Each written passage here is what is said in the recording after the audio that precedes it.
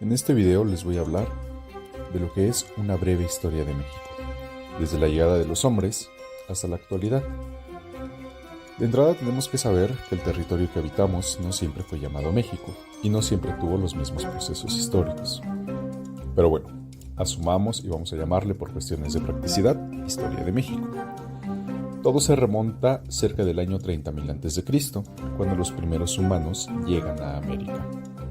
De ahí tenemos que dar un salto muy grande de 28.000 años, hasta el año 2000 a.C. La primera etapa podríamos decir que se conoce como una especie de prehistoria, porque no existen civilizaciones complejas ni existe la escritura, que de una manera tradicional, aunque esto no quiera decir que totalmente correcta, se ha asumido que cuando la escritura nace, es cuando nace la historia, al menos en el mundo occidental. Bueno, pues vamos a aplicar lo mismo para el territorio americano y en particular para México. Llegamos al año 2000 a.C. y aquí vamos a tener ya 3 etapas de civilización, 3 etapas de una cultura compleja o de culturas complejas que se desarrollaron en el territorio. Estas 3 etapas son Mesoamérica, la Nueva España y México ya como país independiente. La primera, que es la mesoamericana, se va a dividir en 3 partes: el preclásico, el clásico y el posclásico. En el preclásico, que vamos del año 2000 a.C. al año 200 después de Cristo, que de hecho es el periodo más largo porque son 2200 años, vamos a encontrar a la cultura olmeca. Es la cultura más representativa de este periodo. No quiere decir que no haya habido otras pequeñas culturas, pero esta era muy grande y destacaba mucho por las demás. Además de que es obvio y de que es claro, analizando los vestigios de la cultura olmeca, que por primera vez tenemos en el territorio mexicano, o en lo que hoy es el territorio mexicano, un estado consolidado. De ahí vamos a pasar a la siguiente etapa, que es el clásico, que va a durar 700 años, va del 200 al 900, esto ya después de Cristo. En el clásico se desarrollan 3 grandes civilizaciones que probablemente junto con la mexica son las 3 civilizaciones más famosas o más conocidas por el mexicano común. Tenemos a Teotihuacán, que se desarrolla en lo que hoy es el Estado de México. Tenemos a la cultura maya, que de hecho tenemos varios periodos de la cultura maya en ese momento. Pero bueno, la cultura maya que todos conocemos, la cultura maya de las grandes construcciones y las grandes ciudades arqueológicas que nos quedan hoy en el sur del país, es esta cultura maya.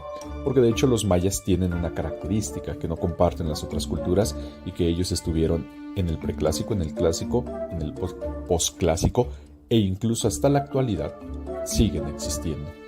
Pasamos después a la cultura tolteca, que es famosa por la ciudad de Tula, que dejó construida en lo que hoy es el estado de Hidalgo.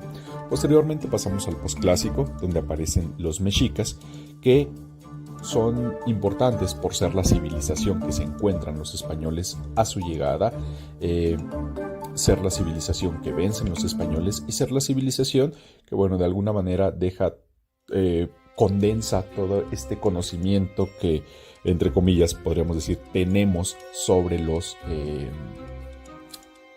pueblos prehispánicos, y que de hecho ha llevado a que muchas veces se mezcle y se confunda a la cultura mexica con la cultura teotihuacana, 2 culturas que muy poco tenían que ver.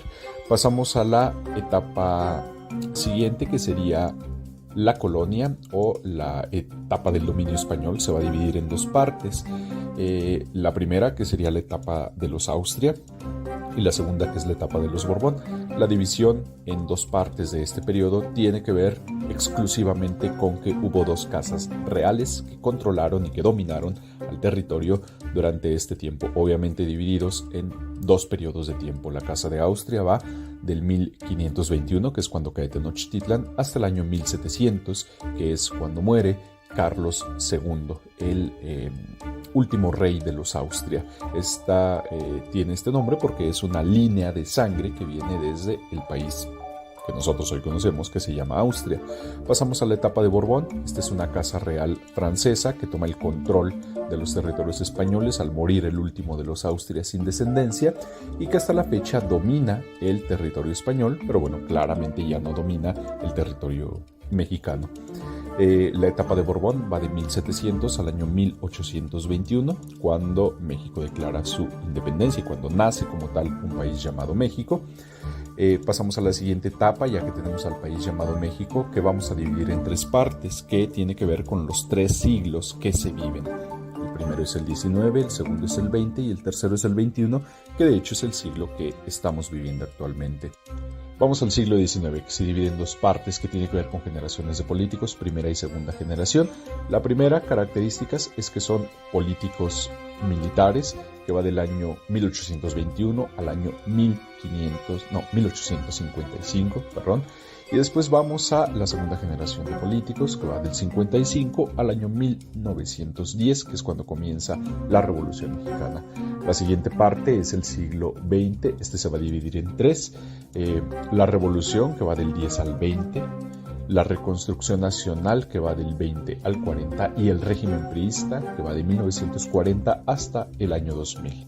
En el año 2000 tenemos el quiebre, vamos al nuevo siglo, y tenemos el 21, que vamos a dividirlo en 3 pequeñas partes, aunque sea un siglo muy joven, tiene 3 ya secciones en él. La primera parte, que serían los gobiernos de alternancia, que van del 2000 al 2012. La segunda parte, que es el regreso del PRI, es una pequeña partecita que duró 6 años, y cerramos con la llegada de la izquierda al poder en el año 2018, una situación que nunca jamás en la vida se había dado, nunca antes en la historia de este país la izquierda había llegado al poder. Es por eso que marca un punto de partida muy importante en la historia del desarrollo del país. Y bueno, pues ahí estuvo la línea del